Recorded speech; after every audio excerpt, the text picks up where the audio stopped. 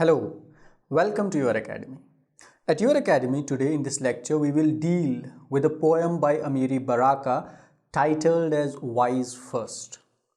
Now before we take up this poem, Wise First, you can visit the Your Academy's homepage on YouTube, and there at our channel you can visit the playlist section of Your Academy, wherein you can find playlists on various courses of English literature, whether it be literary theory and criticism, whether it be poetry, whether it be novel or drama. You can have playlists of individual poets, for example John Donne, for example William Shakespeare, Edmund Spenser, and other poets whom we have covered, like Sylvia Plath, like Philip Larkin, like Ted Hughes, war poets. All these works, all these poets and their works have been classified in the playlist sections, from where you can find all important lectures and their various parts. Since at Your Academy we do not record a long lecture, we divide lectures into various parts, and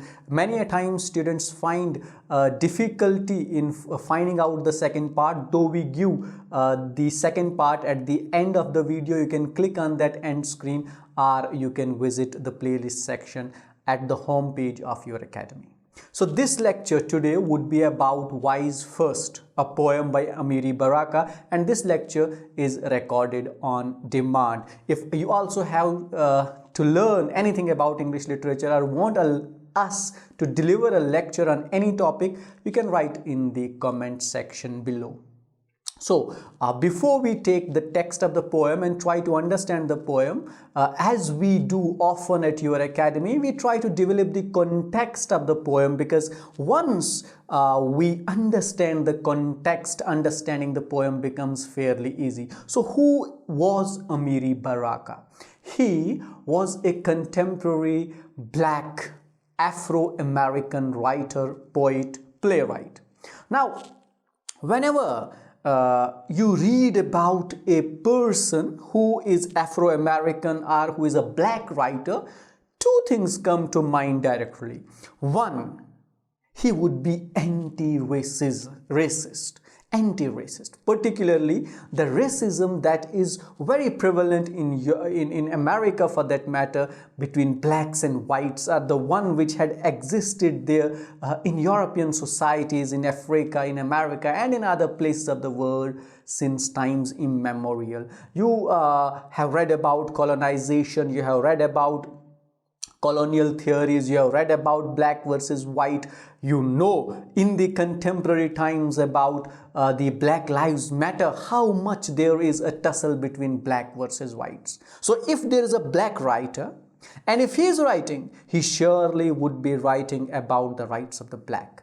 He would be writing about the injustice done to the blacks by the whites. He would be dealing in his works primarily with the white racism that exists in Europe. And if he is an Afro-American writer, then there would be that problems, those troubles which blacks would be facing in America.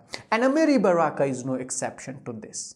He dedicated his life to raise the voice of the blacks in America, and he is considered to be the most influential Afro-American writer after perhaps James Baldwin, who is another significant black writer.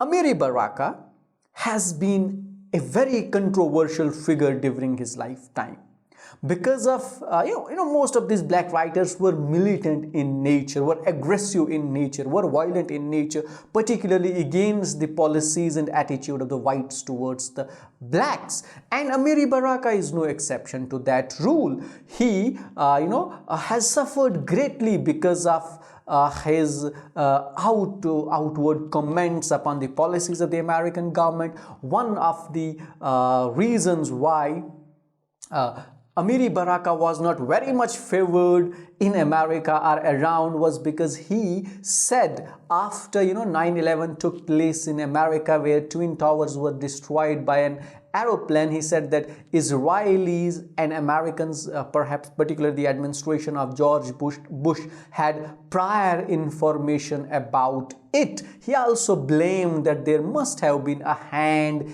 in an internal hand in execution of all those things, and that led to a lot of persecution of Amiri Baraka. He served as the poet laureate, but then he was removed because of such comments of his, and also his stance on racism and injustice done towards blacks was very harsh, so he was not always acceptable even in the literary figure. However, when it comes to the influence of Amiri Baraka, particularly in the black community, are among us those who understand this racism or who understand that Black Lives Matter is immense. He is also the co-founder of Black Arts movement, which started in America in 1960s. So he has a great influence upon that. Now, if he is a black writer, if he is an Afro-American, he would be talking about injustice. And the poem that we will take up today is, no exception to that. If you read this poem, it's a very strange poem wherein you will find some verses of a single word, and this is a poem which runs through from beginning to the end without any pause. So when we would be reading this poem, we would again be reading this poem in that one go, in one flow, because this is how poet has written it. And if we read with the expression or intention or feeling of the poet, understanding it would be fairly easy. So one thing about this poem would be that there are very little pauses, and second, this poem would again be that injustice which is done towards the blacks by the whites in America and around the world. So he would aggressively be addressing those people who are the victims of injustice of West or injustice of any community on the earth, and he would be telling them how they have to face it, how they have to resist it, and how perhaps they would overcome it. It's a very short poem. It's not a very long, lengthy poem. As I said, that it's like a stanza of some long poem without any pause. So that was the context of the poem. Would be about injustice, would be about giving hope, would be about giving an idea to the people who are oppressed. So let's take up the text of the poem, read the text of the poem first before we take the analysis of this poem line by line. Here is the text of the poem. Wise nobody knows the trouble I seen traditional. If you ever find yourself somewhere lost and surrounded by enemies who won't let you speak in your own language, who destroy your statues and instruments, who ban your om, boom, ba, boom, then you are in trouble, deep trouble. They ban your own boom, ba, boom. You in deep, deep trouble. Probably take yourselves 100 years to get out. That was the text of the poem. Strangely read, aggressive, tune is bit louder, bit strong, bit tough, and no pause. What we call as run on line, a poem of enjambment, where there is no stop, where there is no pause, and I read in that go. But I won't be explaining it in that go, though explaining it in that go would fairly be easy, but then perhaps it would be difficult for you to understand. So we'll take line by line and try to understand this, the poem, what he has to say. So in the next, so let's take up the detailed analysis of this poem. Wise nobody knows the trouble I seen traditional. Now this wise comes in capital WHYS. Nobody knows the troubles I seen traditional. Why is it traditional? Now that's a very significant statement. He's asking you, why is it so? If blacks suffer, the sufferings of blacks is traditional. Blacks have to suffer. Blacks are inferior. Blacks suffer. Is this normal? He says that why is it normal? Why is it traditional? If blacks are not granted rights, if they are not given justice, if they suffer, their suffering is but traditional. The trouble that I have seen, the trouble that I have faced, the trouble that I am facing. If I tell someone, hey, I am facing trouble, hey, I am in misery, hey, I have a problem, he would say, so, what's new in it? What's strange in it if you are suffering? What's bad in it if you are in trouble? He says that, why is this so? So what Baraka is doing, he is hitting at a tradition, not only at a tradition, but at a psychology. Why do people think that if a man is fair, he is innocent? If he is black, he is not innocent? How come it be? A black man, a black person, a brown person can be equally innocent as a white man is. The color of his skin does not make one, immune to the problems, immune to the sufferings, immune to the troubles. And a white color would be otherwise, he is innocent, you cannot put him in troubles, you cannot do injustice to him, you cannot bar him from the rights. But if it's black, it's no problem. Why? What kind of a tradition is it? Why do you see this as normal? Why do you see this as traditional? Why do you think that blacks are born to suffer? He questions this. That is the beginning of this poem. Why do you see this as traditional?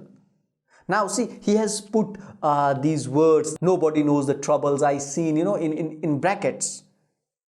And then he talks about the traditional, and then he says, now in the fourth line, in the fourth line, what he would be doing, he would be now addressing to the black man, or to the readers for that matter. And he says, if you ever find yourselves somewhere lost and surrounded by enemies who won't let you speak in your own language, I'll stop here. Though there is no pause here, there is no stop here, but I have stopped here. Now he is telling you, if you are surrounded by enemies, if you are in a situation like we are, now what Baraka would be saying here, that we are in a society where blacks and whites exist, but they do not coexist. They are separate species. They are very separate, treated differently, and they are even treated differently in present times. As I said, if you are living in 2021 and watching this lecture here, you know about Black Lives Matter, which began from South Africa, which began rather from an America where an innocent black man was killed by the police. And then, African Cricket Board has also got these problems, and then these Black Lives matters have been, trending throughout the world, even on the cricket field, even on the football field. Everywhere Black Lives Matter. But now, keeping that thing in mind, that there is, this step mother kind of a treatment done to the black. So he tells you that if you ever find yourselves surrounded by your enemies would be those who would look at you differently because of your color of skin, because of your caste, because of your creed, because of your status in the society. If ever that thing happens, lost and surrounded by enemies who won't let you speak in your own language. And who are these enemies? These enemies are not normal people. They are the influential ones. They are the administrators. They may be the politicians. They may be the rulers. And they are the ones who don't let you speak even in your own language. Now, not speaking in your own language has been, an old struggle of black writers. You go and read Frantz Fanon, you go and read Ngugi wa Thiong'o, you go and read Chinua Achebe and others. These black writers who come from African continent. Now, there was a time when they rose a movement against writing and speaking English language. They would write the books like Decolonizing Minds and on the abolishment of the Department of English are some of very staunch critical works written against English language and the superiority or the supremacy of the whites and their language. They do not only hate your color, they do not only hate your existence, they hate your language also. And they don't let you speak in your own language.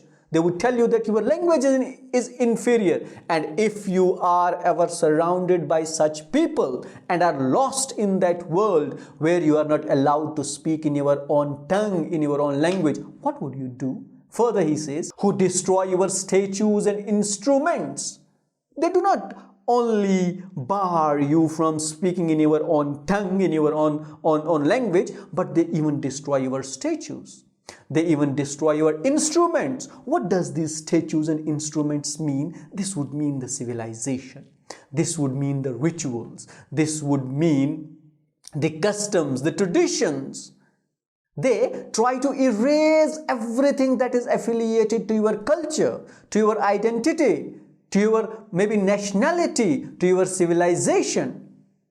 Right from the language to the instruments, right from the language to the statues, perhaps right from the language to the gods that perhaps you have been worshipping. And if you are surrounded by these enemies who do these things to you, and further he says, who ban your om, bom, ba, boom. This om, bom, ba, boom is a reference to anthem. Every civilization, every nation, every country have got their own anthem, have got their own, whether it be national anthem, it be, anything you can have. And, they come and they ban that because they don't like that. They snatch everything from you, your language, your statues, your instruments, your anthem. And further, then you are in trouble, deep trouble. If such thing happens, you must understand that you are in trouble. You must understand that you are amongst bad people. You must understand that you are in that catch-22 situation. You must understand that you have to fight. You must understand that you have to resist. You must understand that time has come for you to awaken from that deep slumber and ask about your rights. Stand for your justice. When you are caught in such a trouble, where your language is snatched from you, where your statues are snatched from you, where your instruments are snatched from you, where your anthem is snatched from you, and even if at that time you allow yourselves to be the slaves, time is up. You must understand that this is trouble. Trouble is above your head, and you have to rise above these clouds of trouble to be alive again. He further says, they ban your own boom, ba, boom, you in deep, deep trouble. Your own. Look at the stress. Your own anthem do they ban. The one that you have been singing for ages, for generations together. And now they tell you, what are you singing? In which language are you singing? What kind of a music are you putting in it? Nay, you cannot do that. Let's teach you the new way of singing anthem. Perhaps let's sing this in English with an American accent. They would tell you, and if this happens, if they ban your own anthem, you are in deep, deep, deep trouble. And then he says, probably take you several hundred years to get out. Remember, if you are caught in such a situation, it's not a game of days, weeks and months that you will overcome this trouble. No, it will take centuries together to come out of it.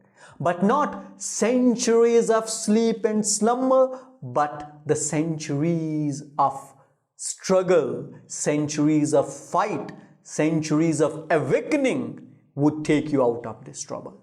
If you are caught in such a mess. That was the poem Wise First. And that was a message for those people, for those communities who are caught in trouble, who are caught in deep trouble. And he says that if ever such thing happens, which basically means if you are slaves, if you are enslaved, then the times ahead are going to be very bad. One thing that you can do is awaken. One thing that you can do is realize that you are in trouble. Once you realize, then you will have to struggle, you will have to fight. But even that struggle and that fight will take no less than centuries rather for you to be again free, for you to be again human beings are treated like human beings.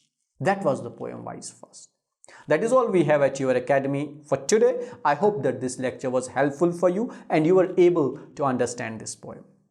For more interesting stuff, keep watching your academy and don't forget to share, like, comment and subscribe your academy, because your comments, your shares and your likes do boost us quite a lot. Thank you for watching and keep watching your academy.